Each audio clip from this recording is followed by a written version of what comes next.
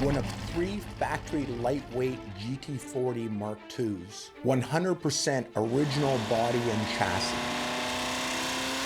Regarded by Ronnie Spain as the most original Mark II GT40, period.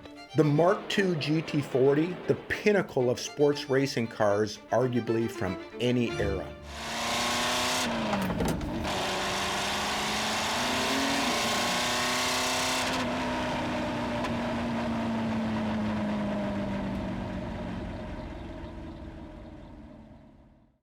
This is one of my most favorite historic photos. This is Le Mans 1966, and you can see 1, 2, 3, 4.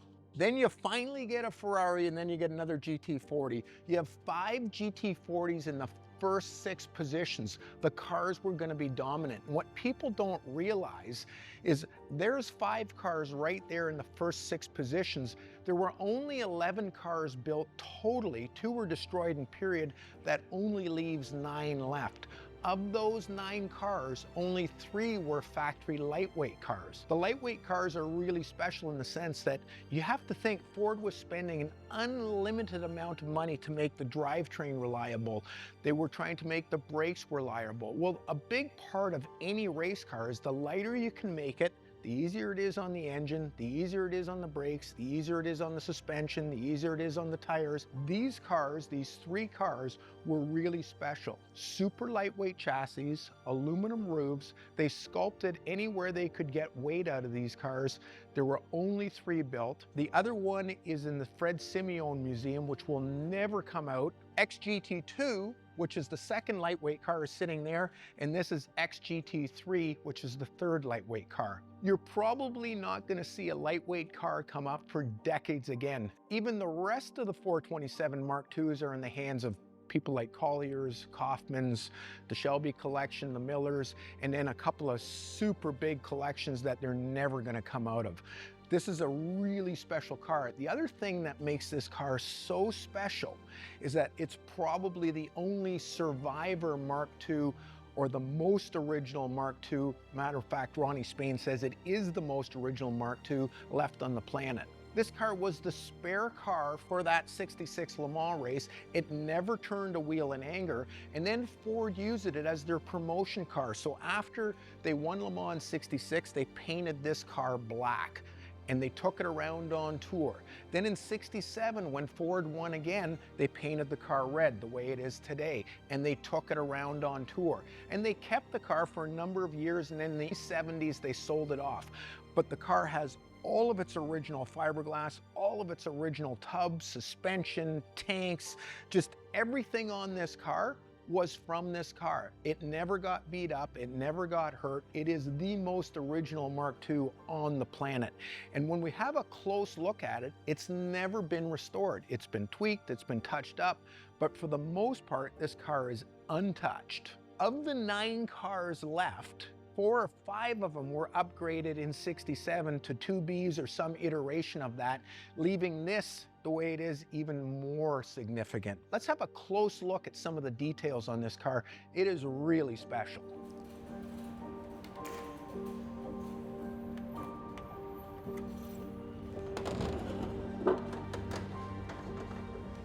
So when you have a look at the body, you can see all the original fiberglass is still intact and really hasn't been touched.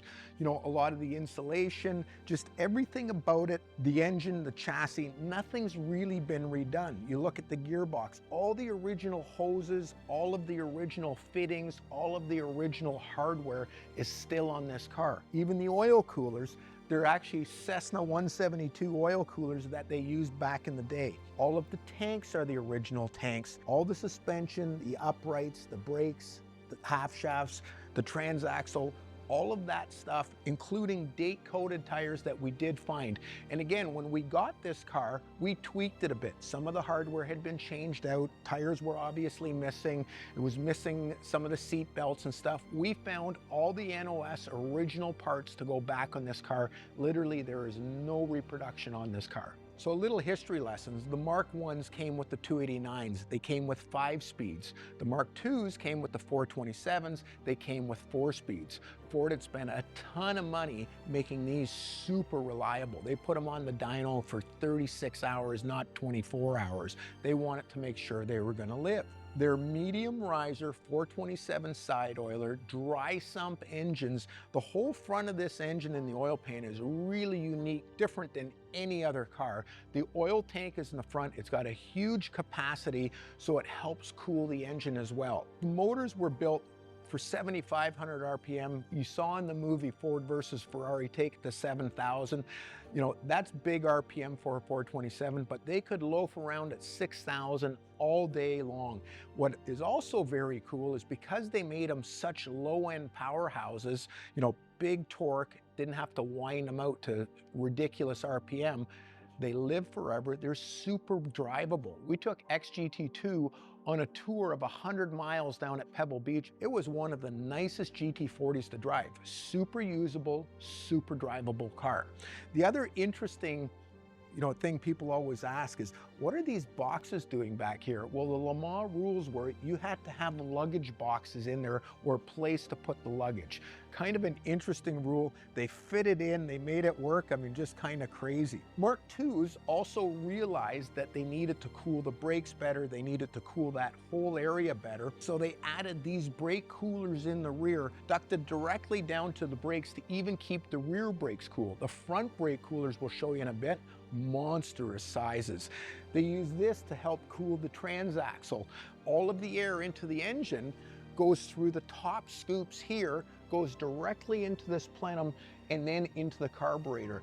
Everything was functional. These scoops weren't just for good looks. They were really functional on the car. The side scoops here go directly to the oil coolers on each side. Again, super functional. And of course, the bundle of snakes header is just a work of art on these cars. They're monstrous pipes and they have such a great sound to them. Let's have a look at the front of the car. And again, this car has all its original fiberglass, its Lexan, like all of the really cool pieces on it. The original wheels that are Dow 7 coated, again, an NOS tire in here, all the original fittings, the radiator. But look at the size of the oil tank in the front here. Just a monster tank. And if you get down here and you look at the brake ducts are got to be 5-inch tubes to the front calipers to keep them cool. It's pretty awesome. These tiny little NACA ducts go to the driver to keep the driver somewhat cool. Again, everything's super functional. Air comes in here through the radiator and then comes out here over top, creating some of the downforce. What's also cool is in here, if they had to get to the oil tank without having to lift up the front, they have this little latch. So what's kind of interesting is only cars that were built for Le Mans had one filler instead of two, so that one is riveted off. They had a crossover tube. They still had 2 tanks, one on each side, but only one filler. Again, they come into pits on Le Mans, they only want to fill up one side. So only the Le Mans cars had that. Here's a little tidbit that's kind of cool, and I don't know if Ford did it on purpose, thumbing their nose at Ferrari, but these hinges are from a 275 GTB Ferrari. They used it for the bonnet latch, kind of cool. If we look in the inside of this car, again, you just open the door, everything is super, super lightweight. These belts are an NOS set of seat belts, almost impossible to find, and the NOS parachute material, again, almost impossible to find.